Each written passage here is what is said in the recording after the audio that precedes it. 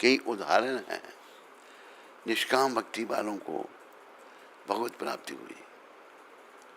कोई अभी ध्यान में मेरे नहीं आ रहा, अभी अजामिल जो था वो उसका ध्यान में आ रहा है। अजामिल पहले एक अच्छा कर्मकांडी पंडित था, लेकिन एक वैश्या के संग में बड़ा पतित हो गया। लेकिन देव संयोग से, हरी इच्छा से, कानकुब्ज का रहने वाला था, उसके घर में संत आए। कैसे आए? संत मंडली आई थी कानकुब्ज में कि भाई हमने भोजन करना, कोई भक्त का घर बताओ। किसी मूर्ख ने नहीं, या प्रभु इच्छा थी, अजामिल का घर बता दिया। अजामिल के घर संत मंडली चली गई। वैश्या घर में थी, उसने बोला हमारे घर में संत बैठाया और स्वागत किया। तो अजामिल को भी वो शिकार खेलने गया था, ब्राह्मण है, बुरी हालत, नला दला कपड़े। जब भी आए संत आए उनको प्रणाम करो, जाकर स्वागत करो। तो अजामिल के घर में संत आए। संतों का देखो कैसे प्रभाव होता है, वो सारी बात समझ गए। तो वो वैश्या गर्भवती थी, उसको बोला भाई तेरे घर में पुत्र होगा, उसका नाम तुम नारायण रखना। अजामिल ने नारायण बेटे को पुकारा था। अभी जाने में भगवान का नाम लिया जा रहा है, ऐसे ही होता था पहले भगवान के नाम। जैसे जिस परिवार में हमने जगह नाम लिया, पिता का नाम हरिचांद, दादा रामजस, एक का ठाकुरदास, एक का जगदीश, एक का कृष्ण, एक का योगेंद्र, पुष्पा, गंगा, सब धार्मिक नाम होते थे। लेकिन कलयुग के प्रभाव से लोग टिट्टू, बिट्टू, कुसीटू, मीठू, ये नाम बस, ये भी एक नरक के द्वार है। तो अजामिल का उद्धार हुआ। तो हमें नियम रखना है और ये सोचना है।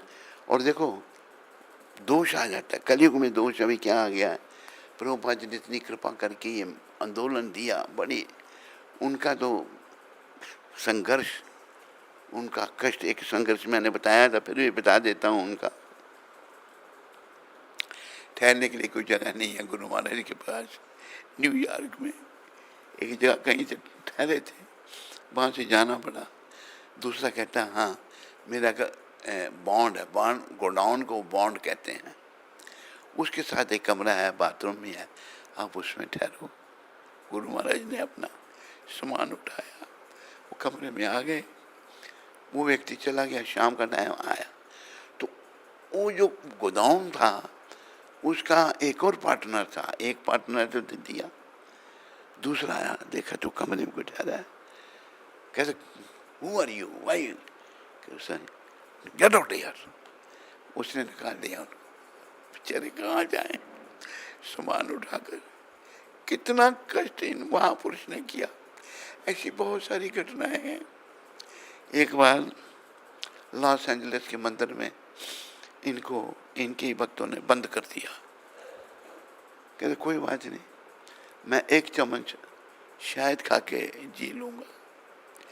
बड़े बड़े कष्ट इनको दिए गए जो हम और आप सोच भी नहीं सकते। इन महापुरुष ने कष्ट सहन करके ये आंदोलन खड़ा किया। ये भविष्य में भाई, भविष्य में कुछ आत्माओं का उद्धार होगा अगर आप गंभीर बनेंगे, धीर गंभीर बनेंगे, आपका भी उद्धार हो सकता है। लेकिन मंदिरों में देखो ये वृंदावन है, यहाँ मैंने उसको कहा प्रेसिडेंट को भाई तुम सैलरी, प्रभुपाद ने मना किया है, मेरा दुश्मन बन गया। उसने एक दिन मेरी बेइज्जती की वहाँ पर। मन में क्यों कह रहा है, सुनना भी नहीं चाहते। प्रभुपाद की शक्ति थी कि इन विदेशियों को जो विषय विकारों में पड़े हुए, बॉयफ्रेंड गर्लफ्रेंड में पड़े हुए, उनको अपनी बातें सुना दी और भक्त बना दिया। फिर से दोष आ रहा है।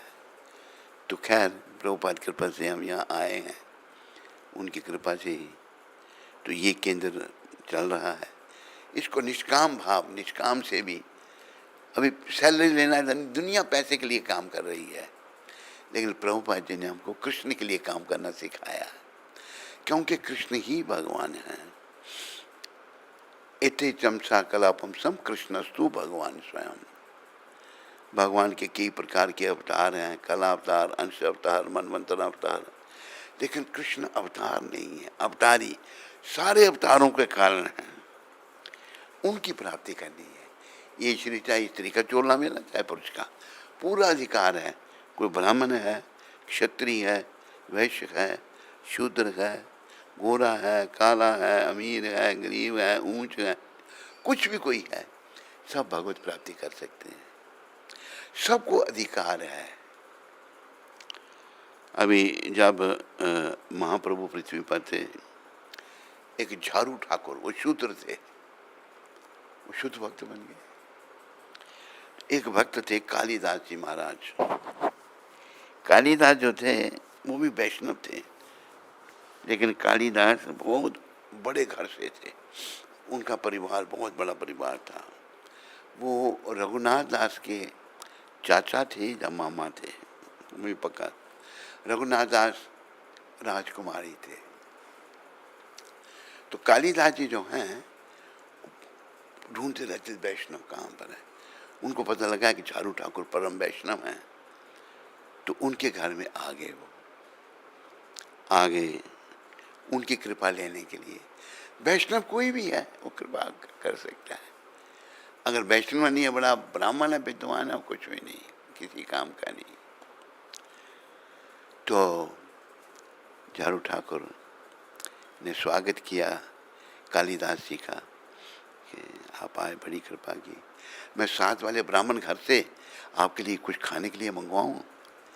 कहते मैं तो आपके घर से खा सकता हूँ, कि मैं शूद्र हूँ, शुद्ध भक्त, मैं शूद्र हूँ। तो फिर कालिदास जी ने ग्रंथों का हवाला दिया। ये चैतन्य चरितामृत में लिखा है, इस ग्रंथ में ये लिखा है इसमें कि वैष्णव की कोई जात नहीं होती, आप वैष्णव हैं। कालिदास जी बेचारे इतने महान थे, कहते ये सब ठीक लिखा है जो ग्रंथ में, पर मैं वैष्णव ही नहीं हूँ। मतलब वैष्णव अपने आप को वैष्णव नहीं कहता, वैष्णव इतनी दूर की चीज है। तो एक और वैष्णव थे, उनका नाम मैं भूल रहा हूँ। एक बार महाप्रभु अपने महाप्रकाश में, यानी को चैतन्य महाप्रभु भक्त के रूप में है, वो कृष्ण बन गए, कृष्ण भावना भगवान की। कृष्ण सिंहासन पर बैठ गए, कहते मेरा अभिषेक करो। सब भागने लगे, अपना महाप्रभु कृष्ण है।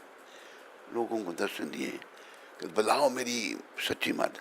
किसने कहा सच्ची माता को बुलाओ। सच्ची माता को बुलाया।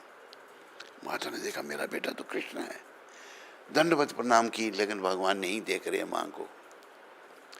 पास में बैठे थे अपना अद्वैताचार्य, उन्होंने बोला महाप्रभु आपकी माँ जननी आपको प्रणाम कर रही है, ये मेरी कृपा की पात्र नहीं है।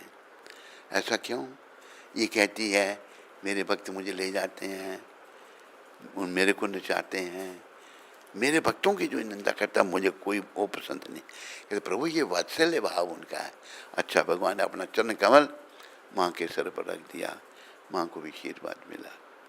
तो महाप्रभु स्वयं कृष्ण हैं, सबको आशीर्वाद दिया, सब ने अपने लिए कुछ नहीं मांगा। तो महाप्रभु की कृपा मिलेगी निष्काम भक्ति। कलयुग के जैसे सतयुग के हंस भगवान, त्रेता युग के राम भगवान, द्वापर युग के कृष्ण भगवान और कलयुग के चैतन्य भगवान, इनके चरणों में हमने आना है। कैसे? जो इन्होंने ज़्यादा ज्ञान नहीं दिया गीता की तरह, कलयुग के लोग ज्ञान के योग्य नहीं हैं। इन्होंने 6 श्लोक 8 श्लोक है शिक्षाष्टक। एक श्लोक में क्या कहा? ना धनम न जनम न सुंदरीम कविताम व जगदीश कामे माम जन्मनि जन्मनि ईश्वरे भवताद भक्ति अहेतुकी त्वयि। मुझे धन नहीं चाहिए, मुझे अनुयायी नहीं चाहिए। अनुयायी ठीक है, अनुयायियों की इच्छा नहीं करने में अनुयायी बनाऊं। कोई अपनी इच्छा से आता है तो आए। मैं जब शुरू में नया गुरु बना था तो कृष्णदास अभी गया है, उसके परिवार में गया था। उन लोगों को मैंने उनके बिना कहे ही दीक्षा दी थी, एक ही बार, फिर उसके बाद नहीं, पहली बार। उसमें से कृष्णदास बचा। कृष्णदास घर से भाग के साउथ अफ्रीका चला गया, और साउथ अफ्रीका में इसको मेरी मैगजीन मिली, उसमें मेरा फोटो था, अभी संपर्क किया, फिर ये भारत में आया। अभी इसको भारत में आए हुए 30-35 साल हो गए। इसी के लिए सारा परिवार थोड़ा, लेकिन बाकी कोई भक्त नहीं रहा। तो हमें जो है कोई इच्छा नहीं होनी चाहिए, ना धनम ना जनम ना सुंदरिम कविताम व जगदीश का में। धन नहीं, अनुयायी नहीं, सुंदरी स्त्री नहीं, या बड़ा प्रवक्ता बनना, ये भी नहीं, कविताम। तो भगवान सिखा रहे हैं मम जन्मनि जन्मनि ईश्वरे, हे ईश्वर, हे कृष्ण। कृष्ण ही है, अपने आप को प्रार्थना कर रहे हैं, सिखा रहे हैं ना, वो पूर्ण है वो। मम जन्मनि जन्मनि ईश्वरे भवताद भक्ति, हे ईश्वर, हे परमपिता, मुझे जन्म पर्यंत जन्म आपकी भक्ति चाहिए। कैसी? मैं भक्ति तो करूं पर बदले में कुछ नहीं, ये है भक्ति।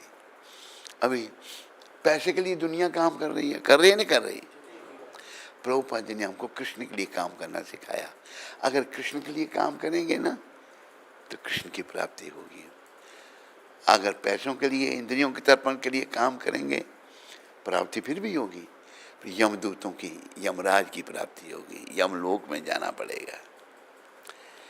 वैसे भी ये संसार तो हमारा घर है नहीं, है हमारा घर, पर कोई नहीं समझता। सब लोग लाखों करोड़ों इकट्ठे कर ले हैं, जोड़ जोड़ भर लिए खजाने, फिर भी तृष्णा अड़ी रही, धरे रहे सब रंगले बंगले, खाली बारह धरी रही। खजाने भरे रहे, शीश महल पर एक स्त्री खड़ी श्रृंगार बनाने को, सुरमे दानी हाथ में लेकर सुरमा आंख लगाने को। एक ही झटका लगा मौत का, हाथ में सुरमे दानी रही, धरे रहे सब रंगले बंगले, खाली बारह धरी रही। सैर करन को एक बाबूजी मोटर पर असवार हुए। मोटर अभी चलने नहीं पाई थी, बाबूजी ठंडे ठार हुए, मर गया, मोटर पर बैठा था। देखो तमाशा अजब मौत का, सड़क पर टमटम खड़ी रही, धरे रहे सब रंगले बंगले, खाली बारह धरी रही। पहन पोशाक बांध कर साफा, हट्टी ऊपर सेठ गए। जाते ही एक चक्कर आया, सेठ थड़े पर लेट गए, मृत्यु हो गई। ऐसे एक हुआ था हमारे सामने उधमपुर में घटना। एक सेठ, उसके घर में उसकी लड़की ब्याही थी, तो वो कुछ ट्रक से सामान मंगवाया था, तो हिसाब कर रहे थे। हिसाब करते करते दुकान में ही प्राण निकल गए उसके। ये उधमपुर में घटना घट चुकी। वो भी सेठ था, सेठ की दुकान पर ही उसका समधी हिसाब करते करते प्राण छोड़ दिए। तो सड़क में टमटम पैन पोशाक बांध कर साहबा, हट्टी ऊपर सेठ गए। जाते ही एक चक्कर आया, सेठ थड़े पे लेट गए। देखो तमाशा अजब मौत का, कलम कान पे टंगी रही, वो मर गए पर कलम कान पे टंगी है। हिसाब करने के लिए कलम रखते हैं ना सेठ, साथ में रखते नहीं रखते, पुरानी बात। आखिर में लेखक कह रहे हैं, दास कहे सुनो रे भाई, दुनिया के झगड़े फसाद जो रहने दो दुनिया की बातों को, अब तो मुख से हरि नाम जपो। सदा खिले नहीं फूल बाग में, सदा नहीं फूल जड़ी रही, धरे रहे सब रंगले बंगले, खाली बारह धरी रही। सब कुछ छोड़ के यहीं जाना है, लेकिन हम ऐसे रह रहे हैं कि सबको साथ ले जाना है। क्योंकि यहाँ जब इन चीज़ों से हमारा मोह रहा ना, जब इनसे मोह नहीं छूटा, आखिर ओह मैं इतनी बड़ी कोठी को छोड़ के जा रहा हूँ, ओह मैं इतना बैंक बैलेंस छोड़ के जा रहा हूँ, ओह मैं इतनी सुंदर पत्नी छोड़ के जा रहा हूँ, ओह मैं अपने बच्चों को किसी में ध्यान नहीं। आखिर में ध्यान कृष्ण के चरणों में होना चाहिए। एक घटना जम्मू में घटी। देखो ये घटना कुछ समय की है, 2-4 साल 8 साल हुए होंगे। एक परिवार, एक गृहस्थी, दोपहर का समय है, सबको बोला घर वालों को, जितने 5-10 मेंबर घर के थे भोजन करो सब। सब ने भोजन किया। वो नहीं समझे भोजन रोज करते हैं, आज भी करा। और सब भोजन करके तैयार हुए तो बोला इधर जमीन पर गोबर लेपो। लेपा गोबर, ये चीज़ रखो पुण्यदान की। लेट गए और शरीर छोड़ दिया। ऐसे भी है गृहस्थी, ऐसा गृहस्थी ये जम्मू में हुआ। बड़ी बात ये फैली थी, पता लग गया। पता किसको? पता किसी को नहीं लगता। उसको पता, उसने शरीर छोड़ दिया और अच्छे ढंग से शरीर छोड़ा भगवान का स्मरण करते हुए। तो ये शरीर याद रखो, बड़ा मोह तो हमारा शरीर से है, इससे मोह नहीं करना। इसको हम गर्मी से बचाते हैं, सर्दी से बचाते हैं, अच्छे अच्छे कपड़े पहनाते हैं, लेकिन इस शरीर को त्याग करना पड़ेगा एक दिन। हमने मोह शरीर से नहीं करना, कृष्ण से प्रेम करना है। कृष्ण से प्रेम इतना हो जाए, आखिरी समय में जब आए तो ध्यान हमारा कृष्ण के चरणों में रहे और किसी चीज़ की ओर ध्यान ना जाए। कृष्ण से प्रेम करेंगे तो ध्यान होगा ना कृष्ण के चरणों में। अभी देखो हमारे गुरु महाराज, उनका भी परिवार था, गृहस्थी से सब छोड़ दिया, दुनिया में केंद्र स्थापित कर दिए। आखिरी समय उनका वृंदावन में हुआ। मैं भी यहीं था, पर उनका आखिरी समय से कुछ दिन पहले मुझे धोखे से निकाल दिया यहाँ से हमारे गुरु भाइयों ने। पता नहीं उनके मन में क्या था, भगवान जानते हैं। तो मैं जानने लगा तो मैंने कहा, उसके प्रभुपाद जी के सचिव को कहा कि मैं जा रहा हूँ। बोला प्रभुपाद जी के दर्शन कर लो, इतना उसने कहा। दर्शन मैंने प्रणाम किया प्रभुपाद जी को, बिस्तरा जो उनका लगा हुआ दंडवत। मैंने कहा प्रभुपाद आपका पतित सेवक जा रहा है। आंखें खोली, हाथ ऊपर उठाया, पास बुलाया, अपना हस्त कमल जो है मेरे सर पर ऐसे रख दिया। ना पहले कभी रखा, बाद में फिर हम चले गए। फिर बम्बई में जाकर हम फ्लाइट की प्रतीक्षा कर रही थी, अफ्रीका जाना था। तो फ्लाइट हफ्ते में एक बार जाती थी, वहाँ प्रतीक्षा कर ही रहे थे। तो मैं दोपहर को लेटा हूँ, मुझे सपने में प्रभुपाद जी ने दर्शन दिए और कहा मैं नव जोगिंदर मैं ठीक हो गया हूँ। मैं खुश हो गया, उठा तो सूचना ये आई प्रभुपाद ने शरीर त्याग दिया।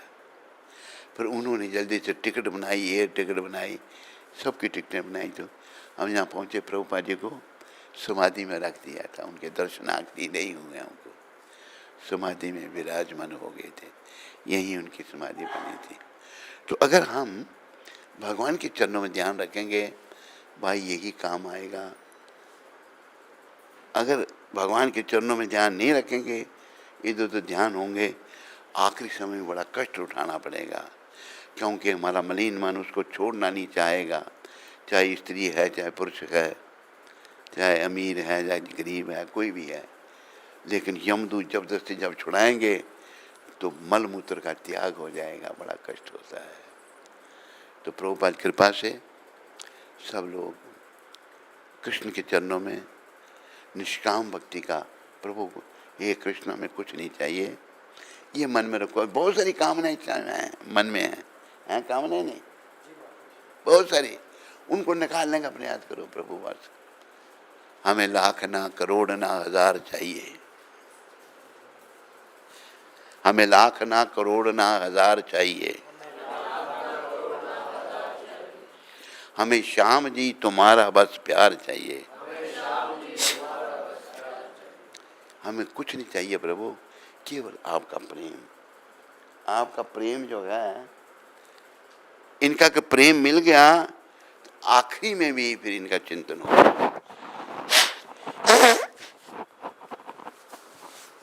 अगर कृष्ण प्रेम नहीं मिला, जिस चीज का भी प्रेम हुआ, आखिरी चिंतन वही होगा। अभी देखो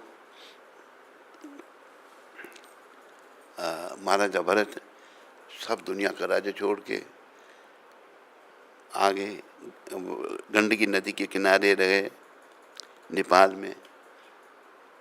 आखिरी समय भगवान का सिमरन करते, हिरण का चिंतन कर रहे हैं। हिरन को मरते समय मर रहा था हिरन, माँ ने पानी में बच्चे को दे दिया था, सुनाई है ये बात कई बार। अगला जन्म हिरन का हो गया, लेकिन उनका तप त्याग इतना था, उनको याद रहा ओ मैंने ये क्या कर दिया। आखिरी समय भगवान का सिमरन नहीं किया। अंत समय में हिरन का सिमरन हुआ, अंत समय में अगर कृष्ण का सिमरन हो जाता धाम मिल जाना था। तो वो उसको आसान मत समझो। अगर महाराजा भरत की जैसी महान आत्मा आखिर में भगवान को भूल सकती है, हम तो तुच्छ आत्मा हैं, लेकिन कलयुग में हम तुच्छ आत्मा को उद्धार करने के लिए ये प्रभुपाद जी भगवान के भेजे हुए हैं। भगवान चैतन्य महाप्रभु स्वयं आए, उन्हें पतितों का उद्धार किया। उनके बड़े भाई नित्यानंद जो बलराम हैं, चैतन्य कृष्ण हैं। चैतन्य महाप्रभु कहते हैं बलराम को, श्रीपाद अब जाओ लोगों से नाम की भिक्षा मांगो, नाम जपाओ। लंबी बात था, चले गए। गोद्रुम द्वीप में गए, बंगाल में। ये बात है जगन्नाथपुरी की। वहाँ पर जब प्रचार जा रहे थे प्रचार करने, आगे से किसी ने कहा भाई इधर मत जाओ, दो बदमाश हैं गुंडे, वो मार देते हैं। अभी नित्यानंद दया के साथ सोचने लगे, भगवान ने कहा था सबका उद्धार करो, ये नहीं कहा था पापियों को नहीं करना। इन दो पापियों का उद्धार मैं अपने भगवान से कराऊंगा। नित्यानंद की देखो कृपा, देखो कितनी है कि जगाई मदाई जिन्होंने शराब पी रखी थी, उनको बोल दो भाई नाम लो, हरे कृष्ण बोलो, हरि बोलो। मदाई को बड़ा क्रोध, शराब के नशे में, वो जगाई भी नशे में ही था। बंद करो ये शोर मचा रखा है। भगवान उनका उद्धार करने आए थे, एक बार तुम्हारी बोलो। उसको इतना गुस्सा आया, शराब का बर्तन उठाया, नित्यानंद जी के सर पर मारा, सर फोड़ दिया, खून बहने लगा। फिर भी नित्यानंद दया के साथ कहते कोई बात नहीं, तो भगवान का नाम लो। इतनी देर में हरिदास जी साथ में थे, जाकर भगवान को कहा ऐसा हो गया। भगवान तुरंत आगे वहाँ पर आ गए और उन्होंने एकदम चक्र का आह्वान किया, चक्कर नीचे आने लगे। अब इन दोनों के प्राण खुश्क हो गए जगाई बदाई के। जब भगवान का क्रोध देखा तो नित्यानंद जी उनके चरणों में गिर गए, कहने लगे आपने तो कहा था इस सप्ताह में आप दुष्टों को मारेंगे नहीं, उनकी दुष्टता ही खत्म करेंगे। ये जो जगाई है, जब ये दोबारा मेरे को मारने लगा, इसने तो उसको रोका था, जगाई को गले लगा लिया। इसको नहीं मैं छोड़ूंगा, प्रभु इसे भी क्षमा करो, महाप्रभु कृपा करो। अच्छा आपने क्षमा कर दिया, क्षमा कर दिया, गले लगाओ उसको। मदाई को गले लगाया, दोनों का उद्धार हो गया, जगाई मदाई उद्धार। ये जो विदेशी जो थे सब जगाई मदाई के अनुयायी थे नहीं थे। प्रभुपाद ने, मैंने कहा एक बार प्रभुपाद जी को, शायद कहाँ कहा था मुझे याद नहीं है, बम्बई में कहा था या यहाँ कहा था, मैंने नहीं बम्बई में कहा था, याद आ गया। एक बार बैठे थे, मैं उनका सेवक था, सेवा दी उन्होंने मेरे को, साथ में रखा, मैंने भोजन भी बनाया उनके लिए जब मैं बनाना जानता नहीं था। उन्होंने मुझे 75 में भी कहा मेरे लिए भोजन बना। मैंने कहा प्रभुपाद मैं खाना जानता हूँ, बनाना नहीं जानता हूँ। खाना नहीं कहा, पर मन में सोचा, चुप रहे बेचारे। फिर 77 में कहने लगे कि ये औरत, पाली का नाम था उसका, मेरे लिए भोजन बना रही है, मैंने 17 दिन हुए खाए हुए, मेरे लिए तू भोजन बना। मुझे याद आया, मैंने प्रभुपाद मुझे आता नहीं, मैं प्रयास करूँगा। हाँ प्रयास कर। क्या करेंगे? चावल दाल रोटी, हिंग थोड़ी सी ज़्यादा डालना, और असफतीदा हिंग को कहते हैं वो डालना। तो एक माता मेरी, वो उसने मदद की, सहयोग किया, मैंने बनाई, डरते डरते रोटी भी जैसे पकाई, चावल भी बन गए, सब ले गया। प्रभुपाद खाने लगे, कहते हैं ये तो किसी को नहीं सिखाएगा, जब मेरे को बनाना नहीं आता तू ही मेरे लिए भोजन बनाएगा। तो ये बहुत अच्छा बनाया, उनको अच्छा लगा। दूसरे दिन बना के ले गया, मैं डरते डरते, खा रहे हैं। मैंने पूछा प्रभुपाद अच्छा है? बहुत अच्छा है। पूछता क्यों है? बड़ी बड़ा बड़ा वेग था प्रभुपाद में, बड़ी शक्ति थी, कोई साधारण व्यक्ति नहीं थे। फिर उसने जो है सेक्रेटरी जो सचिव था वो नहीं चाहता था कि मैं उनके लिए बनाऊं। उसने तू नहीं बनाएगा भोजन, बंगाली लोगों से बना दिया। प्रभुपाद कहते किसने बनाया ये? मैंने कहा प्रभुपाद उसको बुलाओ, उसको बुलाया। किसने बनाया? प्रभुपाद बंगाली कुक्स। क्या मतलब बंगाली कुक्स? ये मेरे लिए भोजन बनाएगा। फिर कैंसिल हुए, मैं बनाने लगा। पर मेरे वो पीछे पड़ा हुआ था, वो नहीं चाहता था मैं प्रभुपाद के साथ में रहूं। मेरे को कहा तू सारी, फिर हम बम्बई आ गए, मैं प्रभुपाद का सेवक हूँ, तू ही भोजन बनाएगा, तू ही बर्तन धोएगा, तू ही शॉपिंग करेगा, तू ही सब कुछ करेगा। तो मैं तो कभी किया नहीं था, पजल हो गया। एक दिन ठीक चावल नहीं बने थे, प्रभुपाद बिल्कुल समय पे भोजन लेते थे, ठीक तरह नहीं गए तो उनको अच्छा नहीं लगा, कच्चे चावल खाने पड़ेंगे मेरे को। क्या बताऊं, मेरे को उसकी कृपा हुई। तो प्रभुपाद जो थे बड़ी ही उच्च कोटि के वैष्णव, उच्च कोटि के संत। वो जिसने पॉलिटिक्स किया दुर्गति को प्राप्त हुआ वो भी। तो हमें उनकी कृपा आज भी चाहिए, सदियों तक उनकी कृपा लोगों को लेनी पड़ेगी।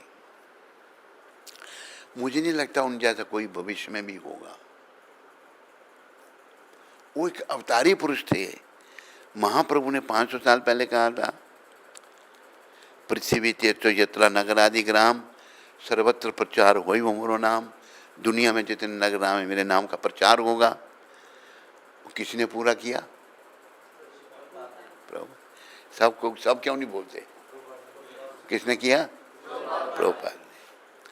तो पता नहीं भविष्य में कोई ऐसा प्रकट होगा या नहीं होगा, पर प्रभुपाद हुए हैं, कार्य किया है, उनको हमने हृदय में रख के ना अपनी भक्ति बढ़ानी है। मेरी बात समझ आ रही है? नहीं, इनकी कृपा के बिना हमें कृष्ण कृपा नहीं मिल सकती। और किसी और कोई ऐसा उनके कैलिबर का या उन जैसा, थोड़ा भी उन जैसा नहीं है। वो बड़े उच्च कोटि के थे। मुझे देखने का मौका मिला, मैं कई साधु संतों से मिला हुआ था, कई अनुभव हुए ऐसे उनके साथ। तो आप सब उनके चरणों में श्रद्धा रखो। उनकी कृपा से निष्काम मंगल आरती यहाँ चल रही है, ये चलती रहेगी। अब सब मिलजुल के समय पे आओ, मंगल आरती अटेंड करो, भजन भक्ति करो, भगवान की सेवा करो और मृत्यु को सदा याद रखो। भगवान कहते हैं 11वें अध्याय के 9वें श्लोक में, जन्म मृत्यु जरा व्याधि दुख दोषानुदर्शनम। जन्म मृत्यु वृद्धावस्था दुख दोषों के दर्शन करो। ये सब के लिए आएंगे, आएंगे नहीं आएंगे, लेकिन हम याद नहीं रख सकते, भूल जाते हैं। याद रखो। और प्रभुपाद कृपा से हमें कृष्ण की शरण मिलेगी, कृष्ण भक्ति मिलेगी, हमारा जीवन सफल होगा। मैं ज़्यादा नहीं, आज हमने निकलना है, थोड़ा सा प्रवचन मैंने कर दिया। बोलो जगत गुरु शिला प्रभुपाद की जय। जय नरसिंह श्री नरसिंह, जय जय नरसिंह।